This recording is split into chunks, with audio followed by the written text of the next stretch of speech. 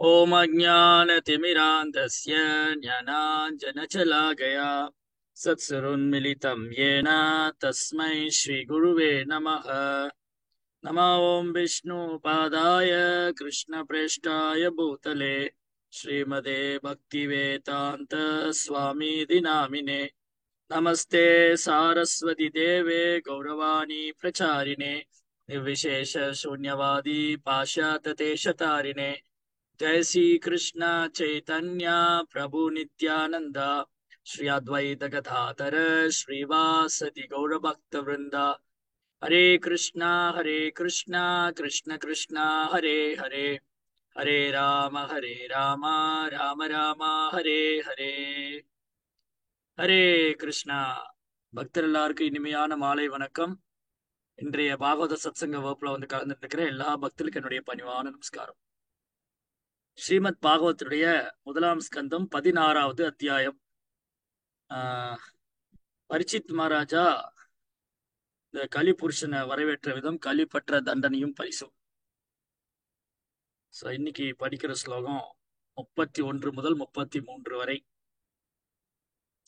என்கிட்ட தமிழ் புக்கு இல்லை, நான் ஸ்லோகம் வாசிச்சிடுறேன். இங்க தமிழ் புக் யாராவது வச்சிருந்தா நீங்க மொழிபெயர்ப்பு பொருளுரை படிக்கலாம்.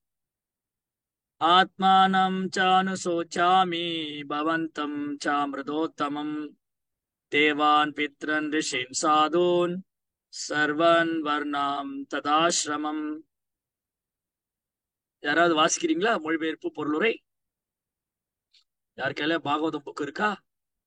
First canto 16 chapter text number 31. படி ப்ரோ, மொழிபெயர்ப்பு பொருளுரை படி. ஹரே கிருஷ்ணா மொழிபெயர்ப்பு. நான் என்னை பற்றியும் தேவர்களில் சிறந்தவரான உம்மை பற்றியும் தேவர்கள், ரிஷிகள், பித்ருலோகவாசிகள், பகவத் பக்தர்கள் மற்றும் மனித சமூகத்தில் வர்ணாசிரம முறையை பின்பற்றுபவர்கள் ஆகிய அனைவரை பற்றியும் சிந்தித்துக் கொண்டிருக்கிறேன். பொருளுரை. மனித வாழ்வில் பூரணத்துவத்தை ஏற்படுத்த மனிதன், தேவர்கள், ரிஷிகள், பித்ருலோகவாசிகள், பகவத் பக்தர்கள் மற்றும் விஞ்ஞானபூர்வமான வர்ண ஆசிரம முறையை பின்பற்றுபவர்கள் ஆகியோருக்கு இடையில் ஒத்துழைப்பு இருக்க வேண்டும். எனவே மனித வாழ்வுக்கும் மிருக வாழ்வுக்கும் உள்ள வேறுபாடு வர்ண ஆசிரம முறையிலிருந்துதான் ஆரம்பமாகிறது. மேலும் இந்த முறை முனிவர்களின் அனுபவத்தினால் வழிகாட்டப்பட்டதாக இருக்க வேண்டும். இந்த வர்ணாசிரம முறை படிப்படியாக உயர்ந்து பரமசக்திமான பரமபுருஷ பகவான் ஸ்ரீ கிருஷ்ணருடன் நமக்குள்ள நித்திய உறவை ஸ்தாபித்துக் கொள்ளும் வரை உயர்கின்றது. இந்த வர்ணாசிரம தர்மம் மிருக உணர்வை மனித உணர்வாகவும் மனித உணர்வை தெய்வீக உணர்வாகவும் மாற்றுவதற்காகவே பகவானால் ஏற்படுத்தப்பட்டதாகும். முட்டாள்தனத்தின் முன்னேற்றத்தால் இது மீறப்படும் பொழுது அமைதியும் முன்னேற்றமும் கொண்ட வாழ்வு முறை உடனே சீரழிந்து விடுகிறது. கலியுகத்தில் பகவானால் உண்டாக்கப்பட்ட வர்ணாசிரம தர்மத்தின் மீதுதான் முதலாக தாக்குதல் நடத்தப்படுகிறது. இதன் விளைவாக சிறந்த பிராமண தகுதிகளை பெற்றிருப்பவர் ஒரு சூத்திரர் என்று அழைக்கப்படுகிறார். மேலும் ஒரு சூத்திரனின் தகுதியை பெற்றிருந்த போதிலும் பொய்யான பிறப்புரிமையின் காரணத்தால் ஒருவன் பிராமணன் என்று பெயர் பெறுகிறான். பிராமணருக்குரிய தகுதி முறைகளில் பிறப்புரிமையும் ஒன்று என்றாலும் இது ஒன்றினால் மட்டுமே ஒரு பிராமணராகி விடுவது என்பது சிறிதும் உண்மையல்ல. மனதையும் புலங்களையும் அடக்கி பொறுமை, எளிமை, தூய்மை, அறிவு, உண்மை, பக்தி ஆகியவற்றை விருத்தி செய்து வேத ஞானத்தின் நம்பிக்கை கொண்டிருப்பதே ஒரு பிராமணரின் உண்மையான தகுதியாகும். தற்போதைய யுகத்தில் தேவையான தகுதி முறைகள் அலட்சிய செய்யப்படுகின்றன. மேலும் உண்மையை திரித்து கூறும் பிரபலமான ஒரு கவிஞரான ராமசரித மானசத்தின் ஆசிரியரும் கூட போலியான பிறப்புரிமையை ஆதரிப்பதை நாம் காண்கிறோம். கலியுகத்தின் ஆதிக்கமே இவற்றிற்கு எல்லாம் காரணம். இவ்வாறாக ஒரு பசுவின் வடிவத்தை ஏற்றிருந்த பூமி தாய் இத்தகைய வருந்தத்தக்க சூழ்நிலைகளை குறித்து வருந்தினார். ஹரே கிருஷ்ணா. ஒரு நிமிஷம் ப்ரோ, அடுத்த 2 ஸ்லோகம் படிச்சு. பிரம்மாண்டயோ பூதிதம் யதபங்க மோக்ஷா காமஸ்தபஸ் சமச்சரன் பகவத் பிரபன்னஹ சஸ்ரீய ஸ்வசனம் அரவிந்தவனம் விகாய பித்ருக்கள் ஆர் தேன் மெட்டீரியல் வேர்ல்ட். ஓகே, நான் கிளாஸ் கொடுக்கும்போது டிஸ்கஸ் பண்ணுவோம். स ब्रह्माण्डयो बहुतिदं यत् अपङ्गमोक्ष कामास्तव समाचरन् प्रपन्नः स श्री स्ववशम् अरविन्दवनं विहाय यत्पादसो बहम् मलं भजते अनुरक्ता तस्याहम् अभज कुलशङ्कुश केतुकेतिः स्म श्रीमत् पादैर्भगवद स्मलाङ्गी त्रीन् अत्यारोच उपलभ्यो तत्र विभूतिं लोकान् समां विसृजत् उस्मयितिं तदान्ते. இதோட மொழிபெயர்ப்பும் பொருளையும் படிச்சிருக்கு. படிங்க மாதாஜி. கிருஷ்ணா. யாருடைய அருட்பார்வையை எதிர்பார்த்து பிரம்மாவை போன்ற தேவர்களும் பல நாட்களாக பரமபுருஷனிடம் சரணாகதி அடைந்திருந்தனாரோ அந்த அதிர்ஷ்ட தேவதையான லட்சுமி தேவி தாமரை வனத்தில் உள்ள தமது சொந்த வசிப்பிடத்தையும் துறந்து பகவானுடைய தாமரை பாதங்களுக்கு தொண்டு செய்வதில் தம்மை ஈடுபடுத்தி கொண்டாள். பகவானின் தாமரை பாதங்களை குறிக்கும் அடையாளங்களான கொடி, மின்னல், அங்குசம் மற்றும் தாமரை பூ ஆகிய சின்னங்களால் நான் அலங்கரிக்கப்பட்டிருந்தேன். இதனால் உலக செல்வங்களையும் மிஞ்சிவிடக்கூடிய விசேஷ சக்திகளை நான் வெற்றிருந்தேன். ஆனால் இறுதியில் நான் பெரும் அதிர்ஷ்டசாலி என்று நினைத்த பொழுது பகவான் என்னை பிரிந்து சென்று விட்டார்.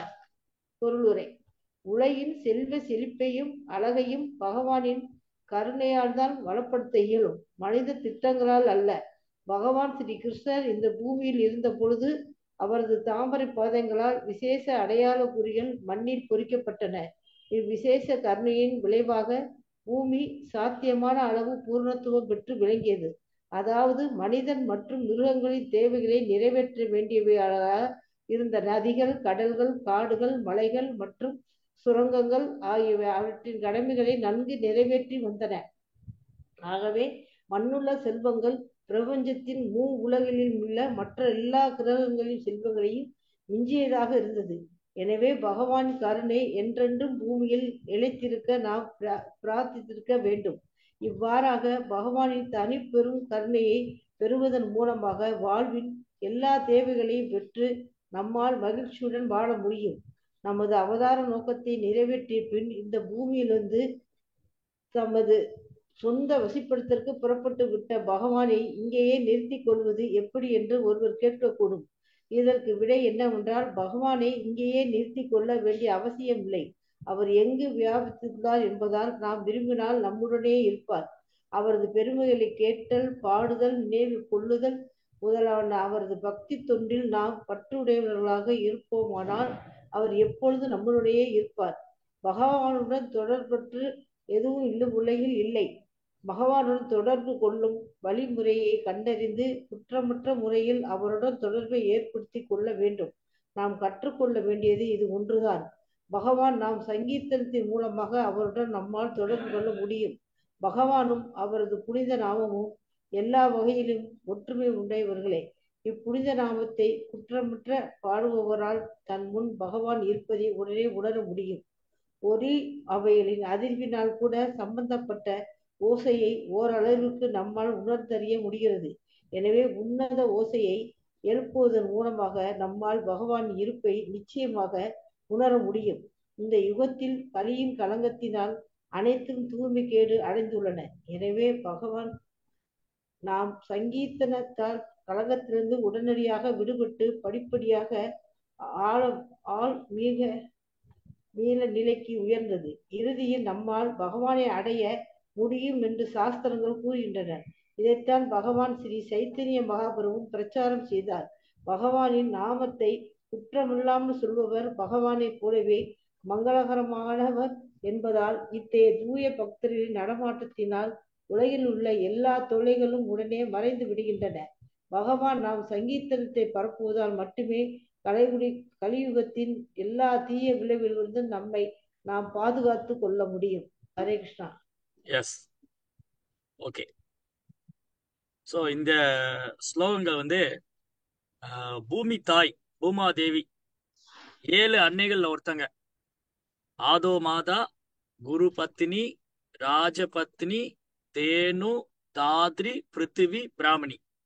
நம்ம ஈன்ற அன்னை ஆதோ மாதா, குரு பத்னி குருவோடைய மனைவி, ராஜபத்னி ராஜாவோட மனைவி, தேனு பசு, தாத்ரி நர்ஸ், பிருத்திவி பூமி தாய், அப்புறம் பிராமணி ஒரு பிராமணனுடைய மனைவி. இந்த 7 அன்னைகளும் வழிபடப்பட வேண்டியவங்க. அதுல பூமி தாய். இந்த 2 ஸ்லோகங்களும் இனி வரக்கூடிய ஸ்லோகங்கள், இதுக்கு முன்னாடி படித்த ஸ்லோகங்கள் வந்து பூமாதேவியோட பிரார்த்தனை. பூமி தாயும் தர்ம தேவதையும் பேசிக்கிறாங்க. பூமி தாய் வந்து ஒரு பசுவனுடைய வடிவில் இருக்காங்க. தர்மதேவன் ஒரு எருதுவனுடைய வடிவில் இருக்காங்க. இந்த தர்மதேவன் வந்து 3 கால் உடைந்து ஒரு கால்ல நிக்கிறாங்க. பூமி தாய் வந்து அழுதுகிட்டு இருக்காங்க. ரொம்ப ஒரு துக்ககரமான ஒரு சூழ்நிலையில இருக்காங்க. அப்ப தர்மதேவர் பார்த்து பூமி தாயிட்ட நிறைய கேள்வி கேட்டாங்க. அதுக்கு ஒன்றன் பின் ஒன்றாக பூமாதேவி பதில் சொல்லிட்டு வர்றாங்க. இவங்களுடைய கவலைக்கான காரணம் என்ன? இந்த பசு பூமி தாய் வந்து பசு உன்னோட வழியில் இருக்காங்களே, உன்னுடைய கவலைக்கான காரணம் என்ன? நீ எதை நினைத்து கவலைப்படுகிறாய்? கலியுகம் தொடங்குச்சேன்னு கவலைப்படுறியா? இல்ல வந்து அசுரத்தனம் உள்ள அரசர்கள் உன்னை ஆள்வாங்க, மிளேச்சா ராஜன்னு ரூபினா, கலியுகத்துல வந்து மிளேச்சர்கள் சூதனை விட கீழானவங்க வந்து தலைவர்களா இருப்பாங்களே, அதை கண்டு நீ கவலைப்படுகிறாயா? திறமையற்ற தலைவர்கள் உன்னை ஆள்வதால் நீ வந்து துன்பப்பட்டு கொண்டிருக்கிறாயா? உன்னுடைய கவலைக்கான காரணம் என்ன? அல்லது அந்த பரமபுருஷரான பகவான் இந்த பூமி விட்டு மறைந்து விட்டார் என்று கவலை கொண்டிருக்கின்றாயா? அப்படின்னு இந்த தர்ம தேவதை எருது நடுவில் இருந்து பசுவுடைய துன்பத்துக்கும் கவலைக்குமான அந்த பூமாதேவியிடம் கேள்வி கேட்டது. அப்ப பசுவின் வடியில் இருக்கும் பூமாதேவி பேசுறாங்க. பூமாதேவி தாய் அன்னையா இருக்கிறதுனால அவங்க இதற்கெல்லாம் கவலைப்படுறாங்க. யார பத்தில சிந்திக்கிறாங்க? இந்த 31வது ஸ்லோகத்துல சொன்னாங்க, பூமாதேவி யாரை பற்றி எல்லாம் சிந்திக்கிறாங்க. ஒரு நிமிஷம். ஐ ஆம் திங்கிங் அபவுட் மை செல்ஃப். தன்னை பற்றியும். ஓ பெஸ்ட் அமாங் த டெமிகாட்ஸ், தேவர்களே சிறந்தவங்க. அப்புறம் தர்மதேவர் தன்னை பற்றி தேவர்களே சிறந்தவங்க. அப்புறம் வந்து தர்மதேவர், அப்புறம் வந்து எல்லா தேவர்கள், அப்புறம் முனிவர்கள், அப்புறம் பித்ருலோக வாசிங்க, அப்புறம் பகவானுடைய பக்தர்கள், அப்புறம் எல்லா வகையான மனிதர்கள், எல்லா விதமான வர்ணாசிரம முறையை பின்பற்றக்கூடியவங்க, அவங்களை பற்றி சிந்தித்துக் கொண்டிருக்கிறார்கள். ஏன்னா பூமாதேவிக்கு தெரிஞ்சு போச்சு கலியுகம் தொடங்க போகுது. கலியுகத்துல இவங்க எல்லாம் தன் தகுதியை இழந்துருவாங்க. குறிப்பா இந்த வர்ணாசிரம சிஸ்டம், வர்ண ஆசிரம, 4 வர்ணம் 4 ஆசிரமம். இந்த வர்ண ஆசிரம தர்மம், இந்த தர்மம் வந்து எதற்காக அப்படின்னா படிப்படியா ஒருத்தர விலங்கு வாழ்க்கையிலிருந்து மனித வாழ்க்கைக்கும், மனித வாழ்க்கையிலிருந்து புனித வாழ்க்கைக்கும். வர்ணாசிரமத்தோட நோக்கம் என்ன? இந்த வர்ணாசிரமத்தை குறித்து பல்வேறு தவறான பதிவுகள், தப்பான பிரச்சாரங்கள், தப்பான அபிப்பிராயங்கள் சமுதாயத்தில் இருக்கு. முதல்ல போலி பிரச்சாரம், போலியான அடையாளம் என்னன்னா, வர்ணாசிரமம் என்பது உடலின் அடையாளம். இந்த உடல், நான் பிராமண குலத்தில் பிறந்தேன் அதனால நான் பிராமணன், நான் சத்திரிய குலத்துல பிறந்தேன் அதனால சத்திரியன், இவன் சூத்திர குலத்தில் பிறந்தான் அதனால் சூத்திரன் என்று உடலோடு அடையாளப்படுத்திக் கொண்டது முதலாவது தவறு. வர்ணாசிரமத்தை குறித்து, வர்ணங்களை குறித்து ஏற்படும் முதல் தவறு என்னவென்றால், ஒருவர் தன்னை உடலோடு அடையாளம் செய்து கொள்வது. இப்ப கலியுகத்துல பாருங்க, இப்படிதான் அடையாளப்படுத்திக்குவாங்க. பிராமண குலத்துல பிறந்தா பிராமணன், சூத்திர குலத்துல பிறந்தா சூத்திரன். ஆனா இது உண்மை அல்ல. வர்ண ஆசிரமம் எதற்காக ஏற்படுத்தப்பட்டது? யாரால் ஏற்படுத்தப்பட்டது? ஏன் ஏற்படுத்தப்பட்டது? அப்போ இந்த சத்சங்கத்துல யாருக்காவது பதில் தெரிஞ்சா கை தூக்குங்க. வர்ணாசிரம தர்மம் யாரால், வர்ணங்கள், இந்த 4 வர்ணங்கள் யாரால் ஏற்படுத்தப்பட்டது? பதில் தெரிஞ்சவங்க கை தூக்கலாம், இல்ல சாட் பாக்ஸ்ல போடலாம். இந்த 4 வர்ணம், பிராமணன், சத்திரியன், வைசியன், சூத்திரன், இது யாரால் ஏற்படுத்தப்பட்டது?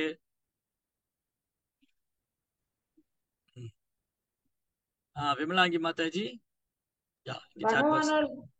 எஸ் பகவான். சரி, ஓகே, பகவானால். எதற்காக ஏற்படுத்தப்பட்டது? சிவாங்கி மாதாஜி, எதற்காக ஏற்படுத்தப்பட்டது? வர்ணாசிரம தர்மம் எதற்காக ஏற்படுத்தப்பட்டது? வனஜா மாதாஜி. ஓகே, விவோ 1 2 2 2 3. ஹரே கிருஷ்ண பிரபு. குணங்களால் நம்ம மேம்படுத்திக்கிறதுக்காக பிரபு. இல்ல, குணங்களால் இல்ல, இன்னும் தெளிவான பதில் வேணும். வர்ணாசிரம தர்மம் எதற்காக ஏற்படுத்தப்பட்டது? வர்ணாசிரம தர்மத்தோட நோக்கம் என்ன? சரி, வர்ணாசிரம தர்மம் பகவானால் ஏற்படுத்தப்பட்டது. குணத்தின் அடிப்படையிலும் தொழிலின் அடிப்படையில் குண கர்ம விபாகச இங்க சாட் பாக்ஸ்ல போட்டிருந்தாங்க. குண கர்ம விபாகச. எஸ், பல்லவி தேவி மாதாஜி போட்டிருக்காங்க. ஹரிதோஷனம்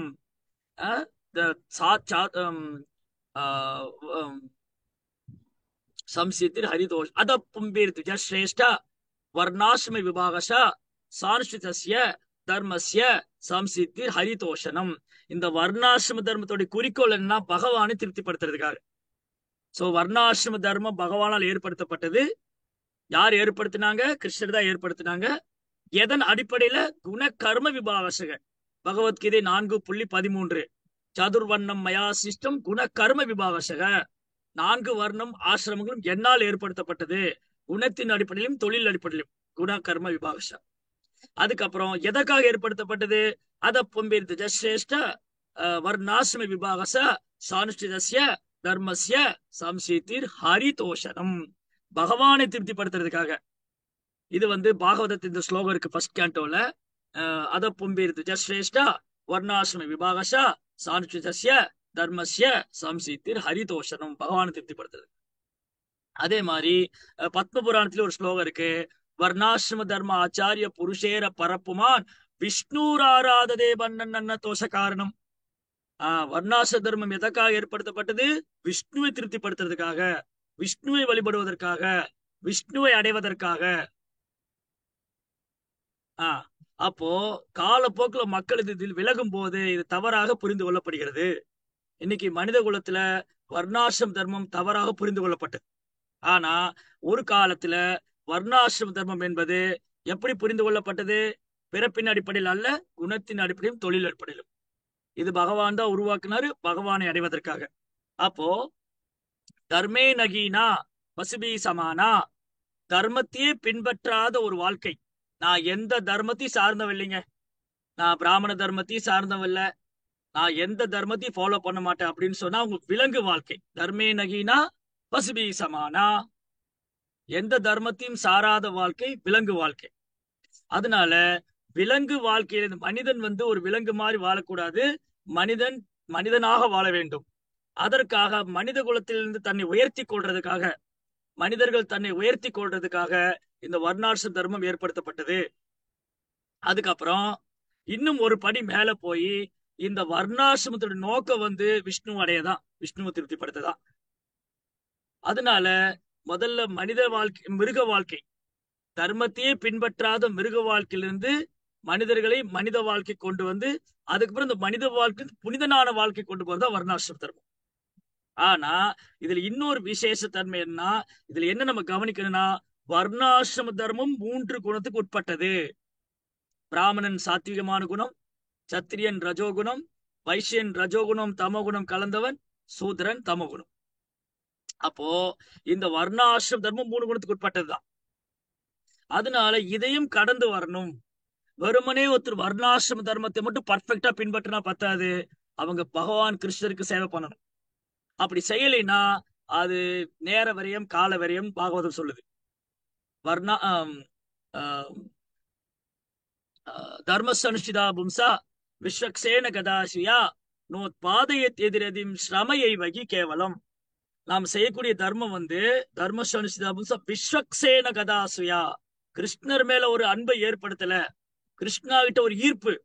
ஒருத்தர் பிராமணனோ சத்திரியனோ வைசியனோ சூதரனோ ஒரு குடும்பஸ்தனோ சன்னியாசியோ யாரா இருந்தாலும் அவங்க பின்பற்றக்கூடிய தர்மம் விஷ்ணுவை நோக்கி திரும்பல, விஷ்ணுவை திருப்திப்படுத்துறதுக்காக அல்ல, விஷ்ணு மேல ஒரு கவர்ச்சி ஏற்படுத்தல அப்படின்னா தர்மசனுஷ்டிதா பும்சா விஸ்வக்சேன கதாசுயா நோத்பாதயே எதிரதிம் ஸ்ரமையை வகி கேவலம். சிம்பிளி வேஸ்ட் ஆஃப் டைம், வெறும் கால வரையும் தான். அதனால பேரளவான வர்ணாசிரமத்தை பின்பற்றுறதோட பரோதர்மமான பக்தி தொண்டுங்கிற பாதைக்கு வரணும். பரோதர்மம் சபை பும்சா பரோதர்மோ ஏதோ பக்தி ரதோக்ஷரே அகைதுகி அப்ரதிகதாயே ஆத்மா சுப்ரஷீததி. மிக உயர்ந்த தர்மம் பரோதர்மம், பகவானுக்கு சேவை செய்யறது. அதனாலதான் கிருஷ்ணர் சொல்றாரு, நீ எந்த விதமான தர்மத்தையும் பேரளவு பின்பற்றதுல பிரயோஜனம் இல்ல அர்ஜுனா. சர்வ தர்மான் பரித்யஜ்ய மாம் ஏகம் சரணம் பிரஜா அகம் துவா சர்வ பாபேப்யோ மோக்ஷாமி மாசுச்சக. பயப்படாத அர்ஜுனா, நீ பேரளவான தர்மத்தை பின்பற்றி எந்த பிரயோஜனம் இல்லை, என்னையும் சரணடைவாயாக. அப்படி நீ என்னை சரணடைவாயானால் உன்னை நான் எல்லா விதமான பாவத்திலிருந்து விடுவிக்கிறேன், பயப்படாதீங்க, பயப்படாதேன்னு சொல்றேன். அதனால இந்த வர்ணாசிரம கொள்கை முக்கியமான நோக்கமே வந்து விஷ்ணு அடையிறதுக்கு தான், விஷ்ணுவை திருப்திப்படுத்துறதுக்கு தான். அதனால பூமாதேவி முதல்ல வந்து எதை பத்தி எல்லாம் கவலைப்படுறாங்க? ஒருவேளை இந்த கலியுகத்துல மக்கள் தேவர்கள்ட்ட வியாபாரத்துக்கு தான் போவாங்க, தேவர்களை வந்து வியாபார நோக்கத்துக்காக தான் வழிபடுவாங்க, உண்மையா தேவர்களை திருப்திப்படுத்த மாட்டாங்க. அப்புறம் ஓ தர்மராஜா, உன்னை கண்டுக்கவே மாட்டாங்க, ஏற்கனவே நீ ஒரு கால்ல நிக்கிற, உன் 3 கால் உடைஞ்சு போச்சு, சோ உன்னை மக்கள் கண்டுக்க மாட்டாங்க. அப்புறம் என்னையும் கவனிக்க மாட்டாங்க, என்னை வந்து வீணாக்கிடுவாங்க, நிலத்தை வந்து மலடாக்கி அதுல நிலத்தை தோண்டி தோண்டி எண்ணெய் எடுக்கிறது, நிலத்தை வந்து துஷ்பிரயோகம் பண்றது, பெரிய பெரிய சாலைகள் போடுறது, ஏர்போர்ட் கட்டுறது, இப்படி விவசாய நிலத்தை அழிச்சு என்னையும் துன்புறுத்துவாங்க. சோ இதெல்லாம் கலியுகத்தில் நடக்க போகுது. இதையெல்லாம் இந்த பூமாதேவி நினைச்சு பாக்குறாங்க. தேவர்களையும் திருப்திப்படுத்த மாட்டாங்க, உன்னையும் வந்து கவனிக்க மாட்டாங்க, என்னையும் கவனிக்க மாட்டாங்க, முனிவர்களும் கவனிக்கப்பட மாட்டாங்க, சாதுக்கள் எல்லாம் மதிக்கப்பட மாட்டாங்க. பித்ருலோகவாசிகள், இந்த பித்ருலோகம் ஜட உலகத்துக்குள்ளதான் இருக்கு. இந்த பித்ருலோக வாசிகளை முன்னோர்களை வழிபடாதனால முன்னோர்கள் அதிருப்தி அடைவாங்க, முன்னோர்களும் நரகத்துக்கு போய் துன்பப்படுவாங்க. அதுக்கப்புறம் பகவானுடைய பக்தர்கள் தொந்தரவுக்கு ஆளாவாங்க. இதெல்லாம் வந்து பூமி தாய் நினைச்சு பாக்குறாங்க. ஆனா இப்ப அடுத்த ஸ்லோகத்துல என்ன சொல்றாங்க பூமாதேவி?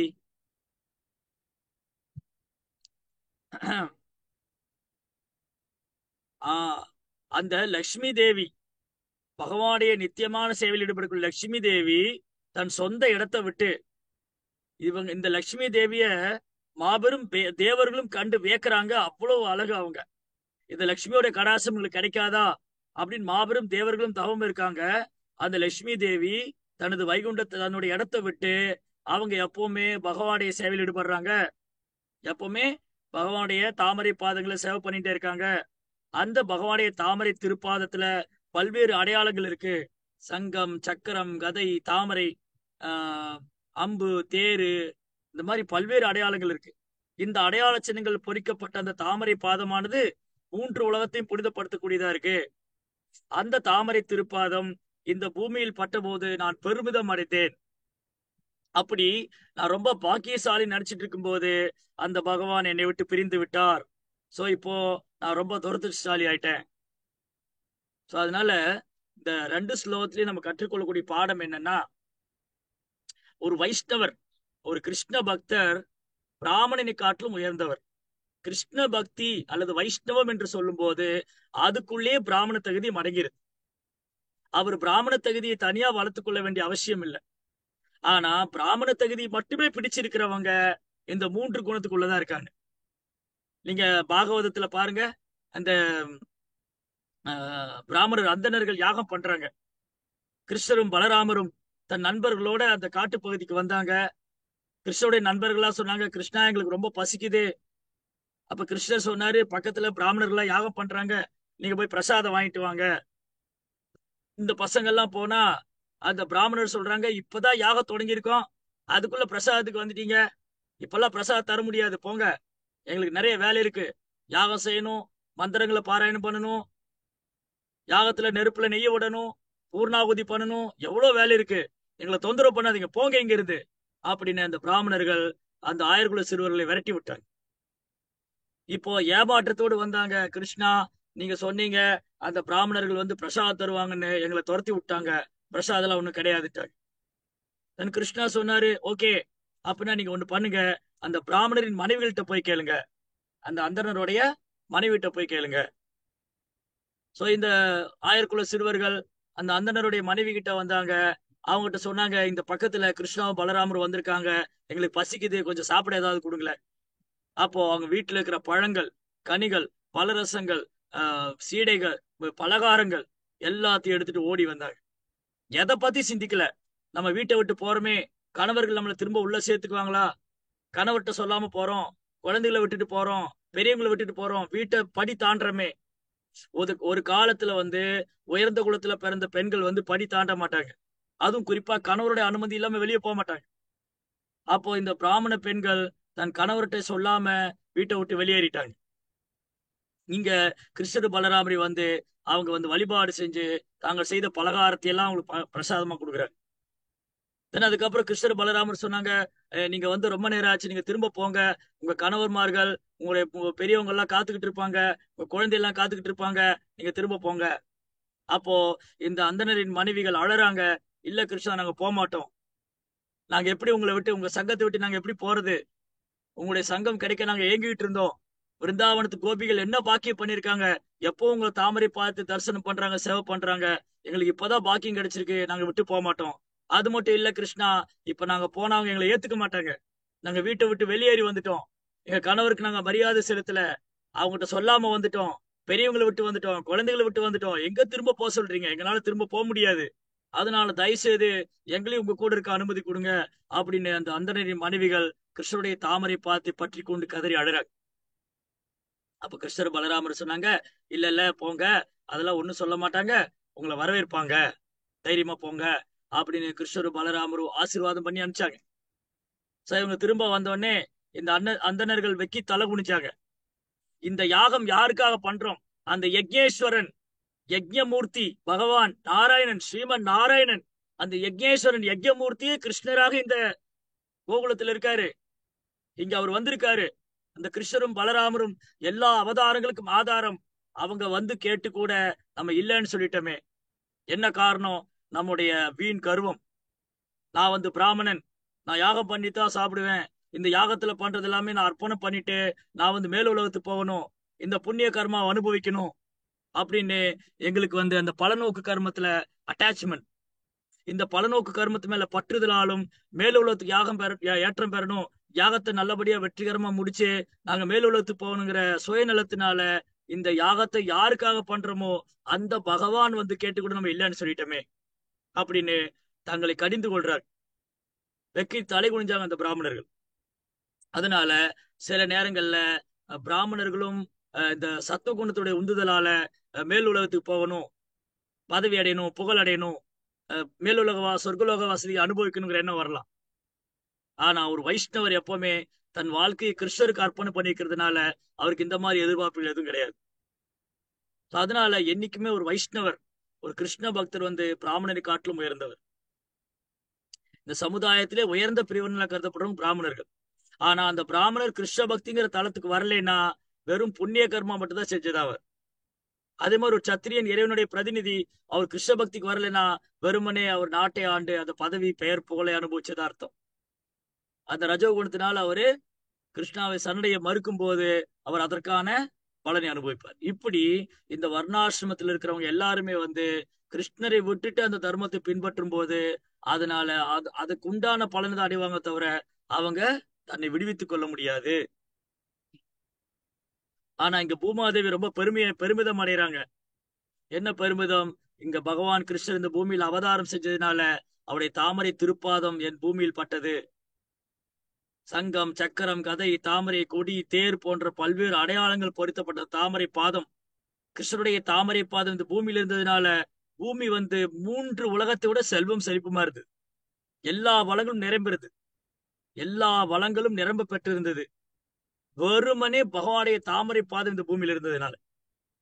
அப்போ ஒருத்தர் கேள்வி கேட்கலாம், ஓ அப்படின்னா இப்ப கிருஷ்ணா இல்லையே, கிருஷ்ணா இந்த பூமி விட்டு மறைஞ்சிட்டாரு, கிருஷ்ணா இந்த பூமி விட்டு மறைஞ்சிட்டாரு, இப்ப என்ன செய்யறது அப்படி ஒரு கேள்வி கேட்கலாம். சோ முதல்ல இங்க வந்து பூமாதேவி ரொம்ப பாக்கியம் பண்ணிருக்காரு. ஏன்னா இந்த கிருஷ்ண பகவான் இருக்காரு, பகவான் கிருஷ்ணர், அவரு மதுராபுரியில தோன்றினார். மதுராபுரியில தோன்றின உடனே தேவிக்கும் வசுதேவருக்கும் அன்பை தூண்டி விட்டு அங்கிருந்து விருந்தாவனத்துக்கு போயிட்டார். விருந்தாவனம் போனவரு அங்க கோபிகளுக்கு அன்பை தூண்டி விட்டு அங்கிருந்து திரும்பி மதுராபுரிக்கு வந்தார். மதுராபுரியில வந்தவங்க திரும்பி அங்கிருந்த பக்தர்களுக்கு அன்பை தூண்டி விட்டு அங்கிருந்து கிருஷ்ணா துவாரைக்கு போயிட்டார். துவாரையில் இருந்த கிருஷ்ணா தன் ராணியில் இடத்துல அன்பை தூண்டி விட்டு அஸ்தினாபுரம் வந்துட்டார். அஸ்தினாபுரம் வந்த கிருஷ்ணா பாண்டவரிடத்துல அன்பை தூண்டி விட்டு திரும்பி துவாரைக்கு போயிட்டார். இப்படி பகவான் ஒரு இடத்துல தங்கவே இல்லை. அவர் எங்கெல்லாம் போறாரோ அந்த பக்தரிடம் அன்பு செஞ்சு அவங்களோட அன்பை தூண்டி விட்டு அந்த அன்பு அதிகரிக்கும் போது கிருஷ்ணா அங்கிருந்து மறைச்சிடுவார். சோ கிருஷ்ணா அங்கிருந்து இடத்த விட்டு போனோடனே இந்த பக்தர்கள் கிருஷ்ணாவோட நினைவுலயே அழுது அழுது புலம்புவாங்க, பாடுவாங்க, கிருஷ்ணாவோட வருவுக்காக காத்திருப்பாங்க. கிருஷ்ணாவுடைய பிரிவே நினைச்சு அவர் செய்த லீலைகளே நினைச்சு தன்னை அப்படியே அதுல லயிச்சிருவாங்க. பகவானே ஸ்மரணம் பண்ணிட்டு இருப்பாங்க. சோ இப்படி கிருஷ்ணா எங்கேயுமே தங்கல, மதுரையிலயும் முழுமையா தங்கல, பிருந்தாவனத்திலயும் முழுமையா தங்கல, துவாரகையிலயும் முழுமையா தங்கல, ஹஸ்தினா எங்கேயுமே முழுமையா தங்கல. ஆனா பாக்கியம் செஞ்சது ஒரே ஒரு ஆள் தான், பூமாதேவி. ஏன்னா கிருஷ்ணா மதுராக்கு போனாலும் சரி, துவாரைக்கு போனாலும் சரி, பிருந்தாவனம் போனாலும் சரி, அவர் வந்து அஸ்தினாபுரம் வந்தாலும் சரி, அவர் மதுரா வந்தாலும் சரி, அவர் தாமரை பாதம் இந்த பூமியிலேயே இருந்தது. அதனால பூமாதேவி ஸ்பெஷல். பூமாதேவி பகவானுடைய சங்கத்தை இழக்கவே இல்லை. ஆனா இப்ப என்ன ஆயிடுச்சுன்னா, பகவான் தன் லீலையை முடிச்சுட்டு மறைஞ்சிட்டார். இப்போ பூமாதேவிக்கு அன்பு அதிகமாச்சு பகவான் மேல. பூமாதேவி பெருமிதம் அடைஞ்சாங்க, நான் ரொம்ப பாக்கியசாலி, எனக்கு எப்பவுமே கிருஷ்ணாவுடைய தாமரை பாதம் மேல பட்டிருக்கு, நான் ரொம்ப பாக்கியம் செஞ்சவன் நினைக்கும் போது கிருஷ்ணா அங்கிருந்து மறைச்சிட்டார். சோ இதுதான், ஒருத்தர் பகவான் மேல அன்பு அதிகரிக்கும் போது பகவான் கிருஷ்ணா என்ன பண்ணுவாரு, அன்பை தூண்டி விட்டு அவர் ஏங்க வைப்பார். அந்த பக்தர் ஏங்க வைப்பாரு. அந்த பக்தர் வந்து கிருஷ்ணன் மேல உள்ள ஏக்கத்தினாலேயே அப்படியே கிருஷ்ணாவை கிருஷ்ணாட்ட திரும்ப போகணும், கிருஷ்ணாவை பார்க்கணும், அந்த ஏக்கம் அதிகரிக்க அதிகரிக்க அது அப்படி பிரேமமா மாறும். அந்த பகவான் மேல அன்பு பிரேமம் அதிகரிக்க அதிகரிக்க அது வந்து இந்த உலகத்துல வேற எது மேலே பற்றுதல் இருக்க. சோ கிருஷ்ணா மேல கிருஷ்ணா மேல ஒருத்தருக்கு பற்றுதல் அதிகமாயிருச்சுன்னா இந்த உலகத்து மேல எது மேலே பற்றுதல் இருக்காது. இப்படி சொல்லலாம், எப்ப இந்த உலக வாழ்க்கையில பற்றுதலை விடுறோமோ அப்ப கிருஷ்ணா மேல பற்றுதல் அதிகரிக்கும். ரெண்டுமே ஒன்னா போகாது. எனக்கு கிருஷ்ணா மேலேயும் பற்றுதல் வேணும், இந்த பௌதிக பற்றுதல் வேணும், நோ, ரெண்டு ஒன்னா போகாது. ஒண்ணு நான் பௌதிக பற்றுதலை துறக்கணும், கிருஷ்ணா மேல பற்றுதல் அதிகரிக்கணும். இல்ல நான் கிருஷ்ணா மேல பற்றுதல் அதிகரிக்க அதிகரிக்க பௌதிக பற்றுதல் தானா என்ன விட்டு போகும். அப்போ ஒருத்தர் கேள்வி கேட்கலாம், சரி இப்ப என்ன பண்றது? பூமாதேவி ரொம்ப பாக்கியம் பண்ணியிருந்தாங்க, இங்க எல்லா வளமும் இருந்தது, எல்லா செழிப்பும் இருந்தது, அமைதி ஆனந்தம் பெருக்கெடுத்து ஓடியது, கிருஷ்ணாவுடைய தாமரை பாதம் இந்த பூமியில இருந்த பொழுது. இப்பதான் கிருஷ்ணா இல்லையே, நம்ம என்ன செய்வது? பிரபுபாதர் மிக அழகா எழுதியிருக்காரு, கிருஷ்ணா இந்த பூமி விட்டு மறைஞ்சிட்டாருன்னு யார் சொன்னா? கிருஷ்ணா எப்போ நம்ம கூட தான் இருக்காரு. எப்போ கிருஷ்ணா இந்த பூமி விட்டு மறையல, அவர் எப்போ நம்ம கூட தான் இருக்காருங்கிறத நாம் கிருஷ்ண உணர்வு அதிகரிக்கும் போது உணரலாம். சோ எந்த அளவுக்கு நம்ம கிருஷ்ண உணர்வு அதிகரிக்கிறோமோ. சோ பிரபுபாதர் மிக அழகா சொன்னாரு, பகவானுடைய நாம ரூப குணாதிசயங்கள், பகவானுடைய நாமத்தை ஜபிக்கும் போது ஹரே கிருஷ்ணா கிருஷ்ண கிருஷ்ணா ஹரே ஹரே, ஹரே ராமா ராம ராமா ஹரே ஹரே. ஒரு பகவானுடைய நாமத்தை உச்சரிக்கும் போது அந்த பக்தர் எப்பவும் பகவானுடைய சங்கத்திலே இருக்காரு. பகவானுடைய தெய்வீகமான குணங்களை பாடும் போது கேட்கும் போதும் அவர் பகவானுடைய சங்கத்திலே இருக்காரு. பகவானுடைய விக்கிரகத்தை தரிசனம் செய்யும் போது அவர் பகவானுடைய சங்கத்திலே இருக்காரு. பகவானுடைய தாமத்துக்கு யாத்திரை போகும்போது அவர் பகவானுடைய சங்கத்திலே இருக்காரு. பகவானுடைய தாமரை திருப்பாதத்தை தியானம் செஞ்ச மாத்திரத்துல அந்த பக்தர் பகவானை இழப்பதில்லை. எந்த ஒரு சூழலையும் ஒரு பக்தர் பகவான் இழக்கிறது இல்லை.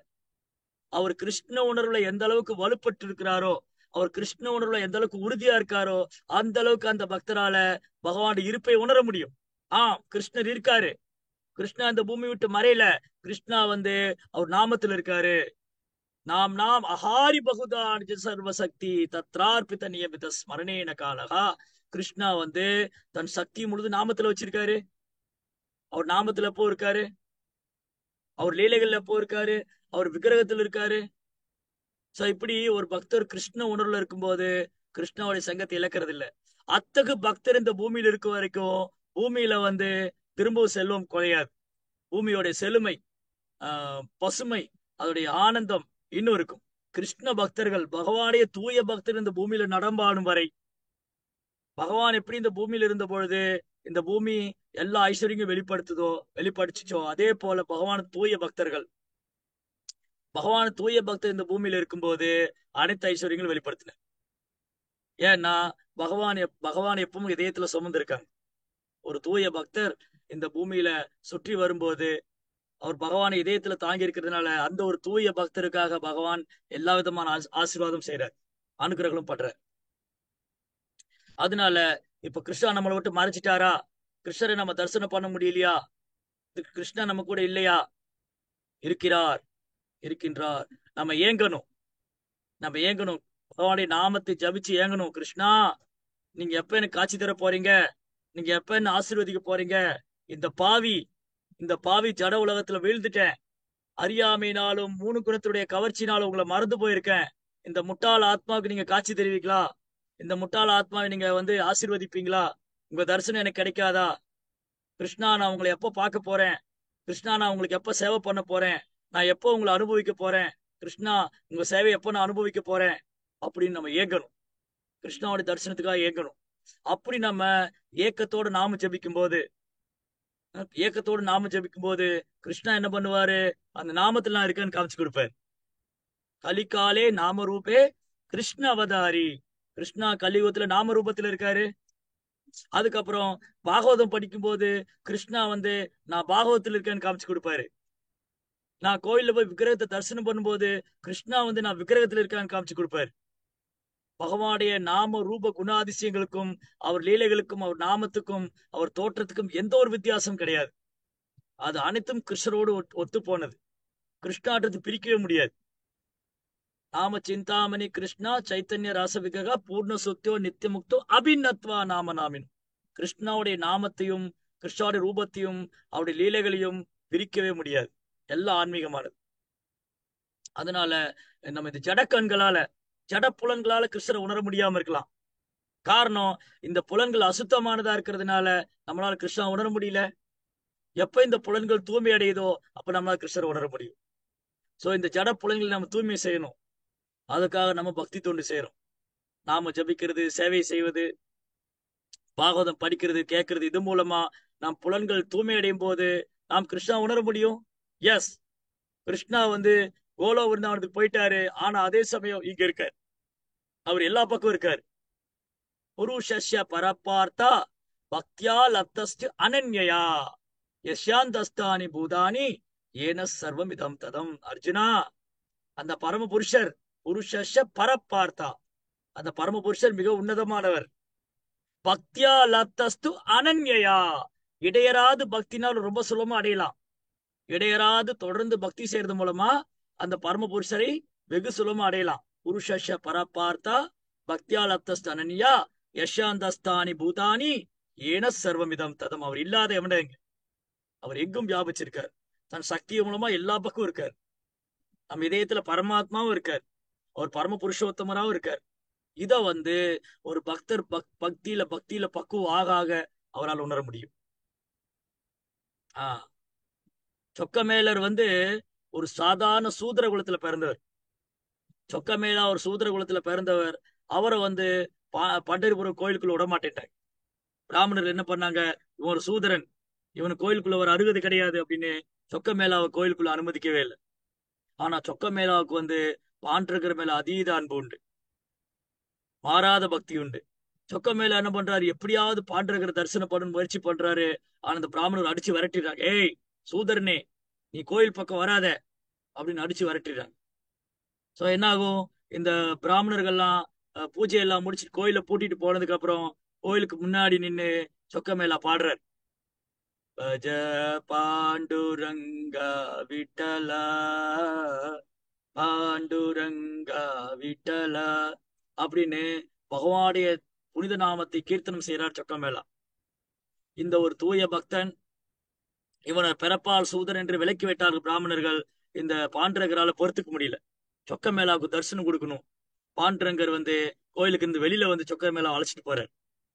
சொக்கமேலா அழைச்சிட்டு போய் கர்ப்பகிரகத்துல பக்கத்துல உட்கார வச்சு அவருடைய கீர்த்தனையை கேட்கிறார். மணிக்கணக்கு அவர்கிட்ட பேசுறார்.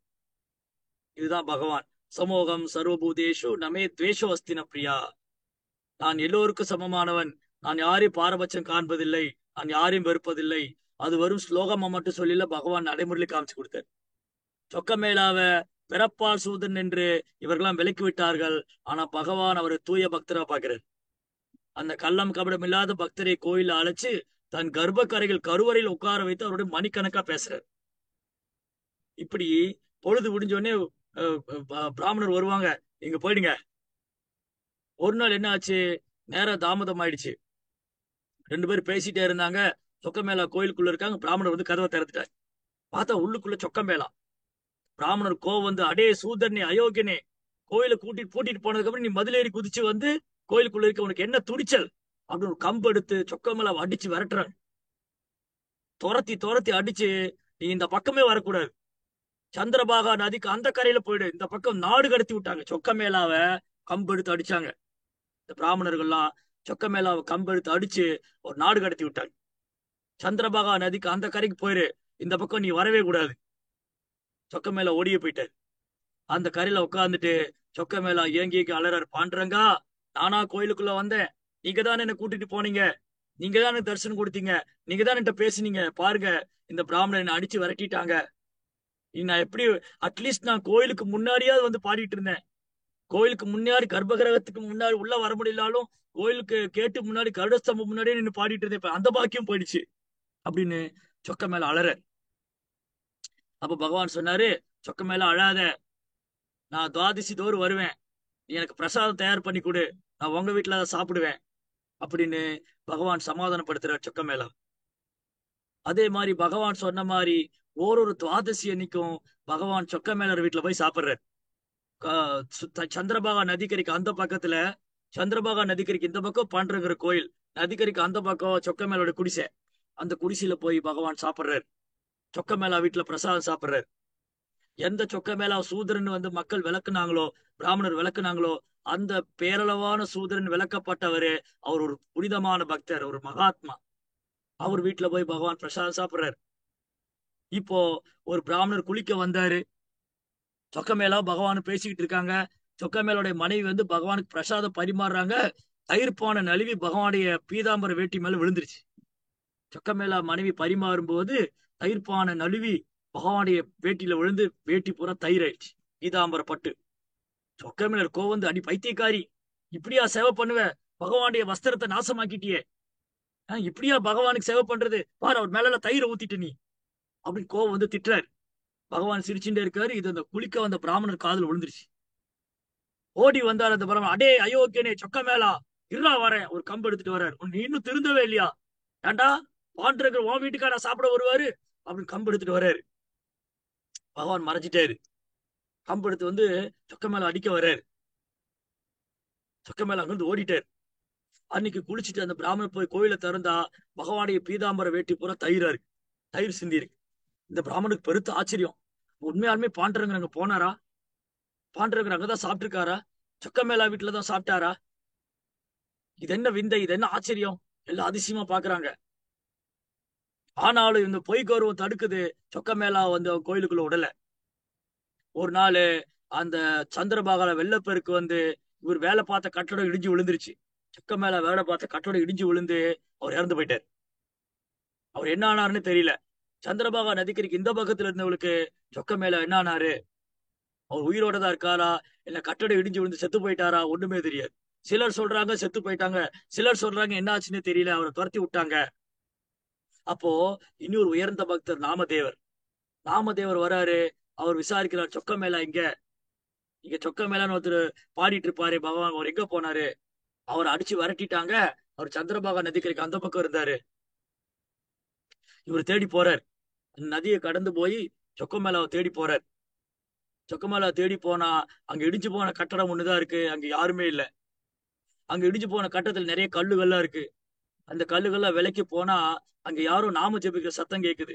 விட்டலா விட்டலா விட்டலா விட்டலா, ஜெய ஜெய விட்டலா விட்டல விட்டல, பாண்டுரங்கா பாண்டுரங்கா, விட்டல விட்டலா, நாம சத்தம் மட்டும் கேக்கு. அந்த அந்த கல்லுகளை விலைக்கு விலை கிட்ட போக போக சத்தம் அதிகமாயிட்டே இருக்கு. அங்க பார்த்தா வெறும் எலும்பு கூடுகள் தான் இருக்கு. அந்த எலும்பு கூட்டை எடுக்கும் போது அந்த ஓரொரு எலும்பு துண்டும் விட்டல விட்டல ஜெய ஜெய விட்டல விட்டல விட்டல பாண்டுரங்கான்னு பகவானுடைய நாமத்தை கீர்த்தனம் செய்து. அட பாவிகளா, இப்பேற்பட்ட ஒரு பக்தனுடைய மகிமையை தெரியாம இவரை நாடு கடத்தி விட்டீங்களே, இவரை வந்து இப்படி ஆக்கிட்டீங்களேன்னு அவருடைய சரீரத்தை எடுத்து வந்து அங்க சமாதி பண்றார் பாண்டுரங்கர் கோயிலுக்கு முன்னாடி. நாமதேவர் சொல்றாரு, சொக்க மேலாவை தரிசனம் பண்ணிட்டு தான் பாண்டுரங்கர் தரிசனம் பண்ண போகணும். இத்தகைய ஒரு உத்தமமான பக்தர், அவர் பகவானுடைய உலகத்துக்கு போயிட்டாரு பாருங்க, அவருடைய எலும்பு கூடு கூட நாம சொல்லுது. அதனால இந்த உத்தம பக்தருடைய கருணை இல்லாம அவருடைய ஆசீர்வாதம் பெறாம யாரும் உள்ள போய் பாண்டுரங்கர் தரிசனம் பண்ணக்கூடாது அப்படின்னு நாமதேவர் பாண்டுரங்கருடைய கோயிலுக்கு முன்னாடியே சொக்க மேலர் சமாதி பண்ண. இன்னைக்கு நம்ம போனா பார்க்கலாம் சொக்க மேலருடைய சமாதி. அங்க அவருடைய விக்கிரகம் இருக்கும், அவருடைய விக்கிரகம் இருக்கும், அந்த விக்கிரகத்துக்கு கீழே அவருடைய சமாதி இருக்கு. சோ இப்படி பகவானுடைய நாமத்துல எப்பவுமே சொக்க மேலா பகவானை உணர்ந்தார். அவர் வந்து பிறப்பால் ஒரு சூதரனா தவிர அவர் முதல் தரமான வைஷ்ணவரா இருந்தார். பரிச்சித் மகாராஜா பிறப்பால் ஒரு சத்திரியன், அதான் முதல் தரமான வைஷ்ணவரா இருந்தார்.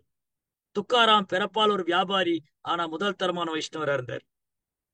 அதனால ஒருத்தருடைய பிறப்பு என்னங்கிறது முக்கியம் அல்ல, அவர் கிருஷ்ண பக்தரா இருக்காரா, கிருஷ்ண மேல அன்பு செய்யறாருன்னா அவர் எப்பவுமே கிருஷ்ணரோட தான் வாழ்ந்துட்டு இருக்காரு.